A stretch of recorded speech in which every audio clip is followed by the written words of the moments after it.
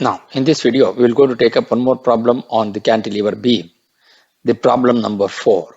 Find the reactions at the fixed end and draw the SFD and BM bending moment for the cantilever beam loaded as shown in the figure.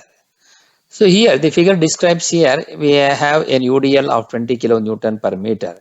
It starts from 0.5 meters from A and ends at 1 meter from A. So that means for a span of 0.5 meters. At the point D, a 20 kilonewton meter clockwise couple will going to act, which is at a distance of 1.5 meters. And at the point E, wherein you have 15 kilonewton, which is acting at a distance of 2 meters from A. At the point F, it is free, there is no load acting, which is at a distance of 2.5. So this is the length of the beam will going to be 2.5 meters. So what are all the reactions which will going to be considered at the fixed end? The fixed end is A. So as the load is acting downwards, all the loads are acting downwards, even the couple is also clockwise. So you have a reactive couple will going to act in the direction opposite to the direction of the loads acting. So since it is all the loads are clockwise, therefore the reactive moment will going to be counterclockwise. And also the load acting is downwards from the top. So naturally we have the reactive force or the reactive load will going to be acting upwards from at the fixed end A. And also we need to consider RAH. So as there is no low horizontal load on the beam, so RAH will be automatically will become 0. So that is the reason why we have not shown that reaction at the horizontal reaction at the point A, which is 0. So what will going to be the factors? Now we will going to take it in detail. So first sigma H will be equal to 0 as there is no horizontal load on the beam. Therefore, RAH will be equal to 0. Now, sigma summation of all the vertical loads acting on the beam will be equal to 0 as the load by sign convention, the load acting upwards is positive and the load acting downwards is negative.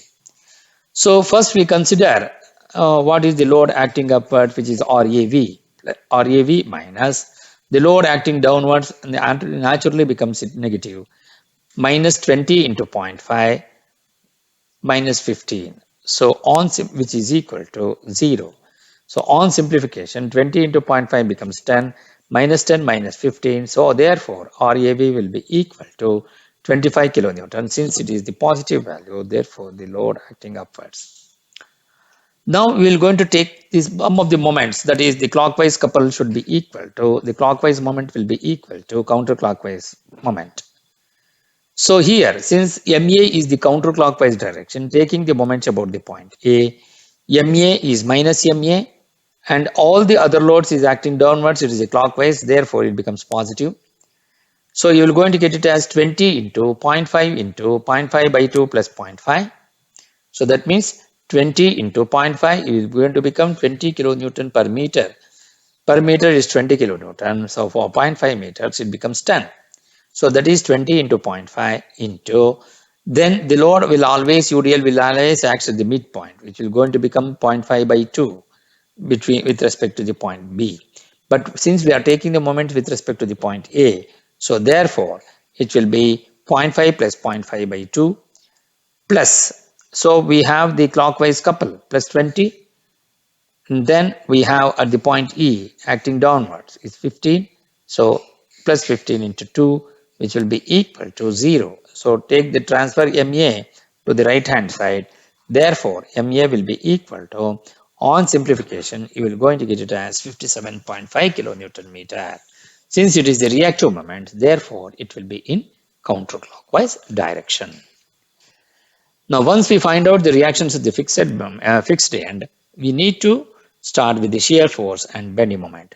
Now we will going to consider the segment wise. So start from the free end. So when you're starting from the free end, we are taking from the point F and E, which is at a distance of 0.5. At the point E, we are not considered the load in the initial stage. So what is SF at F will be equal to 0. So between F and E, as there is no other load, so SF is also 0. So this is how you will going to get the shear force diagram between E and F. Now we will going to analyze with the bending moment. So bending moment at the point F will be equal to 0 As there is no other load is acting, so naturally bending moment at the point E will also be equal to 0. So that is what we will going to get in the initial sketch. Now we will going to apply the considering the point D without couple, but at the point E we have the load F which is acting. At the point E, which is the load of 15 kilonewton, is acting downwards. So what will going to be the SF at point E? SF at point E will be equal to plus 15 kilonewton. Then between E and D, as there is no other load, it remains constant at plus 15 kilonewton. So at SF, what will going to be the SF at the point D? SF at the point D will be equal to plus 15 kilonewton. So that is what we have plotted here. SF at E will be equal to plus 15 kilonewton between E and D, as there is no other load which is acting. So naturally it remains constant at 15 kilonewton. So now we go for the bending moment at the point D. So what will going to be the bending moment at the point D? Since the load acting downwards from the point E is 15 kilonewton, it try to hog this, the beam will going to try to hog. So naturally it becomes negative. So therefore minus 15 into 0.5, which will be equal to minus 7.5 kilonewton meter. So that is what we will going to get, minus 7.5 kilonewton meter. Now when you are considering the load at the point D, now we will going to consider without the couple in the beginning. So we have not considered the couple here.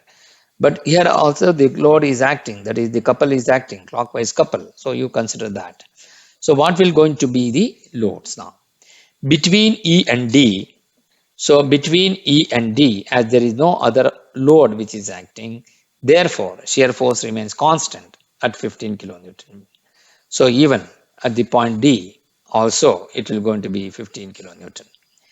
Now what happens to the couple now? Bending moment at the point D now. Bending moment at the point D will be equal to minus 15 into 0.5. Since again it is a clockwise couple, again it becomes minus 20.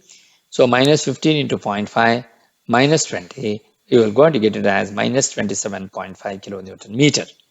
So that is how the bending moment at the point D will going to be drops down to 27.5 kilonewton meter because due to couple. So here from 7.5 kilonewton meter, it drops down to minus 27.5 kilonewton meter because due to the clockwise couple of 20 kilonewton meter.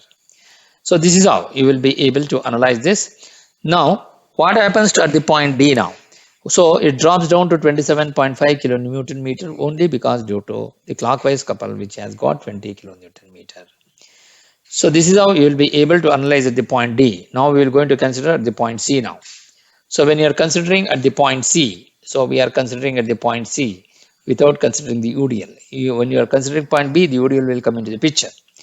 Now we will going to consider what we the as between C and D and C, as there is no other load, it tends to remain constant. So that is plus 15 kilonewton. It will going to remains constant. What is SF at C? SF at C will be also be equal to plus 15 kilonewton. So this is how you will be able to plot this for the shear force.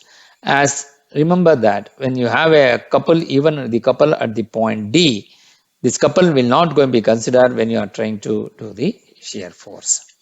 So once you get that, so what will going to be the bending moment at the point C now? So the bending moment at the point C will be equal to minus 15 into 1 minus 20. Minus 15 into 1 minus 20, it will be equal to minus 35 kilonewton meter. So here, so at the point C, it is minus 35 kilonewton meter. Join between 27.5 to 35 kilonewton meter by means of a straight line. Now once you get this, what will going to be the next one? The next one will going to be, so the next one will going to be the consideration of the UDL now between C and B. Now when you're considering the UDL also with respect to the point B, the distance between B and C will be 0.5 having 20 kilonewton meter. Now we will going to consider what will going to be the shear force. Shear force at the point B will be equal to plus 15 plus 20 into 0.5. So it will going to be 25 kilonewton. So here, so when you are plotting this, so from the point C, it will varies linearly to a point B, which is at a distance of 25 to a load of 25 kilonewton. So as it is a uniformly distributed load, at every point the load keeps on changing. So that is the reason why you are getting the linear line between the point C and D. It is a W into X. So since the power of X is 1, so naturally you will going to get linear. So once you get that, now what will going to be the bending moment at the point B now? The bending moment at the point B will be equal to minus 15 into 1.5 minus 20 minus 20 into zero point 0.5 into 0.5 by 2. So that is minus 15 into 1.5 minus 20 because clockwise couple minus 20 into 0.5 into 0.5 by 2 into 0.5 by 2. So that will be equal to, on simplification, you will going to get it as minus 45 kilonewton meter. So when you are getting this, so from 35 kilonewton meter, the bending moment will going to drops down to minus 45 kilonewton meter. Since it is power of x is 2, that is w into x by 2 because of UDL. In UDL, the bending moment diagram, it will always a parabolic curve. So that is the reason why you are getting the parabolic curve here. So parallel between C and B. Now we will going to consider what is the load between B and A. Between B and A, as there is no other load is acting, so SF at A will be equal to, it is 25 kilonewton. So SF at A will be equal to plus 25 kilonewton meter. Then you will going to get between B and A, you will going to have a 25 kilonewton meter constant. 25 kilonewton constant. So that is how you will be able to write the shear force diagram. So what will going to be the bending moment at the point A? The bending moment at the point A will be equal to minus 15 into 2 minus 20 minus 20 into 0.5 into 0.5 by 2 plus 0.5. So that will be equal to minus 57.5. Again, it will going to be a linear line between the point B and point A. So here from 45 kilonewton meter, you are getting drops down further to up to 57.5 kilonewton meter. So since there is a uniformly distributed load between C and B, so through C and B, you will going to get a parabolic curve, which is W into X by X, W into X into X by 2. So this is how you will be able to analyze the reactions at the fixed end and also to analyze the shear force diagram and also the bending moment diagram at each of these point loads and also the couple and also the uniformly distributed load. So this will going to be the final solution. Thank you.